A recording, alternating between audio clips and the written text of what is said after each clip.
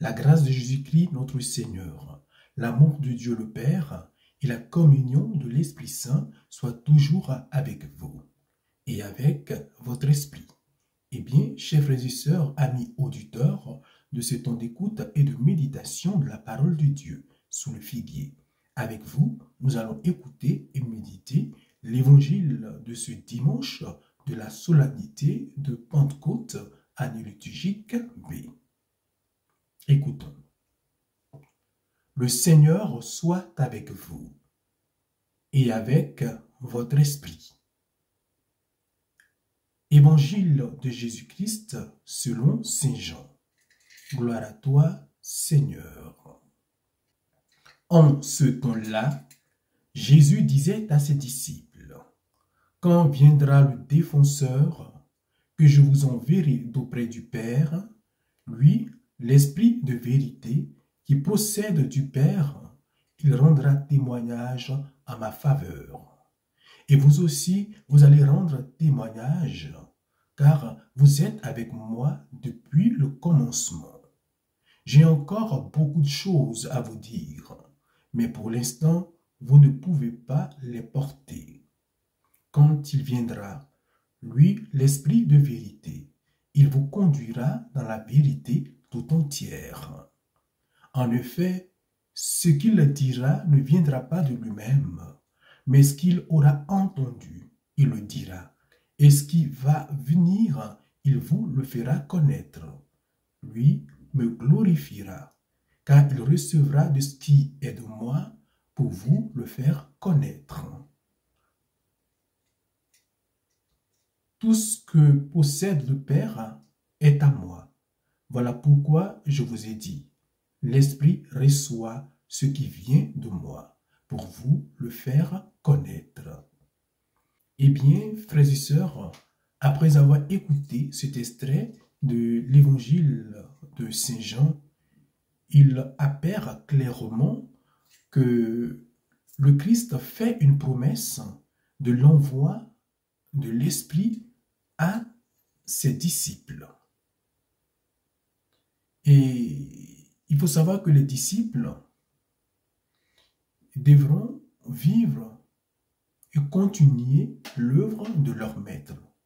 Et Jésus, ne voulant pas les laisser orphelins, il leur enverra une autre personne, un autre lui-même, qui pourra les aider à faire avancer son œuvre et sa mission.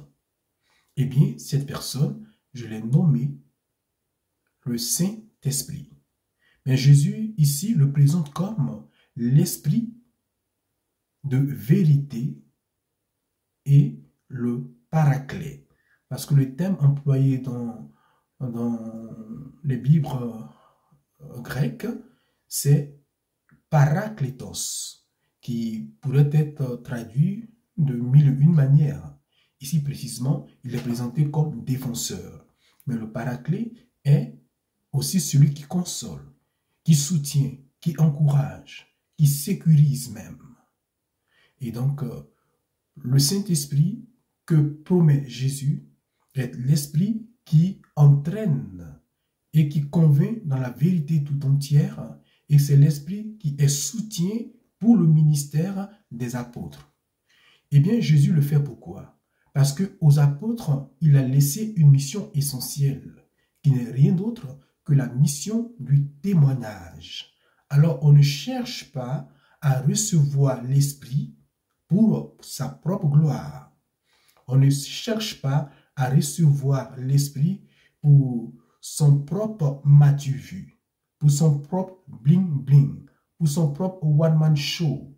On le voit dans beaucoup d'églises aujourd'hui, des pasteurs et des personnes se prévalent d'une certaine autorité, même sur l'esprit, et qui font des choses qui laissent tomber des nues, au grand scandale de tout le peuple croyant. Et on fait porter le chapeau à l'esprit. Comme dirait Pierre, le Saint-Esprit est nous. Alors il faut distinguer l'œuvre à laquelle collabore le Saint-Esprit.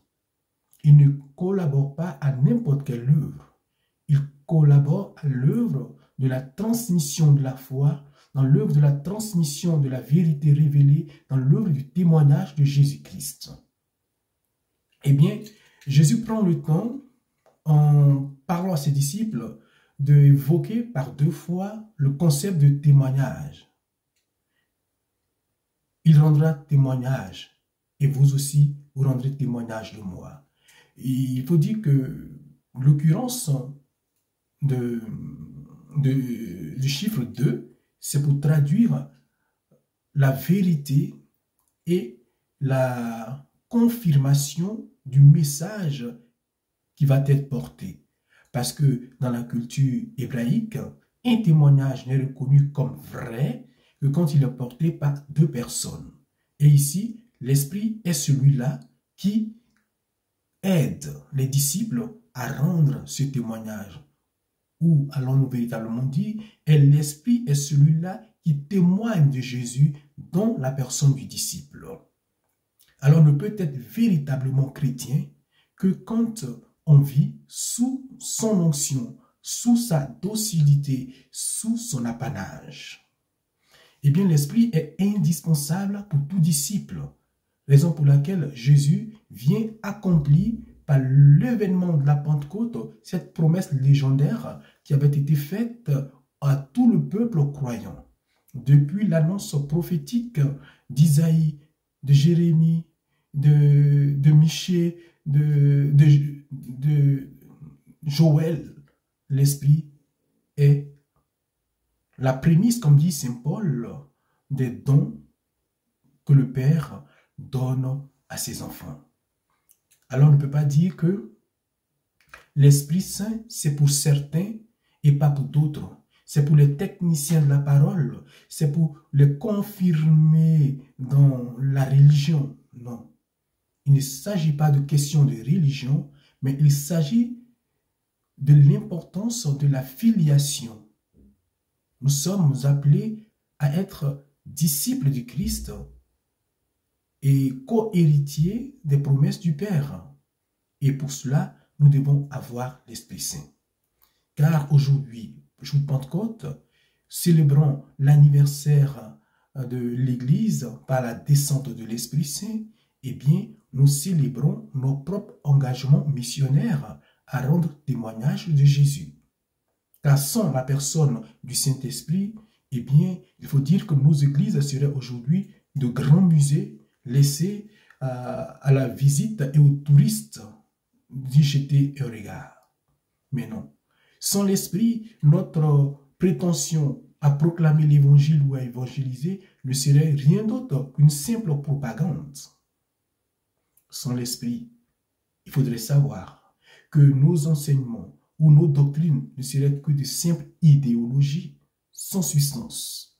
C'est l'Esprit qui donne force, c'est l'Esprit qui donne autorité, c'est l'Esprit qui donne puissance à nos paroles, à nos actes et à nos œuvres. Et donc, personne ne peut se dédouaner de la réception du Saint-Esprit. Eh bien, le Saint-Esprit, je l'ai déjà reçu de par mon baptême. Et tout chrétien l'a reçu par son baptême. Encore plus est, dans la confirmation, il nous habilite à aller pour rendre témoignage.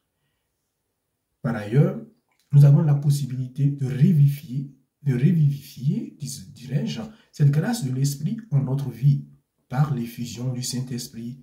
Donc, ou d'autres l'appelleraient le baptême du Saint-Esprit.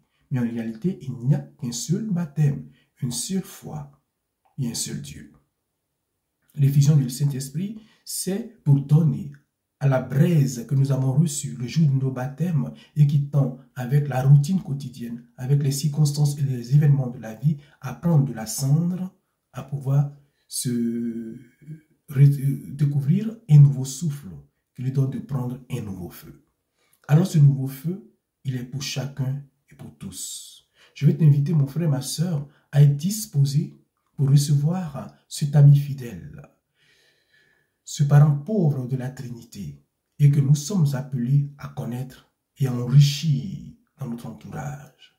Que le Saint-Esprit, l'Esprit de vérité, l'Esprit de témoignage, l'Esprit filial, l'Esprit d'adoption ne soit pas un esprit qui viennent comme nous garder dans une certaine timidité. Non, le Saint-Esprit est un esprit de feu, est un esprit de courage, est un esprit de force.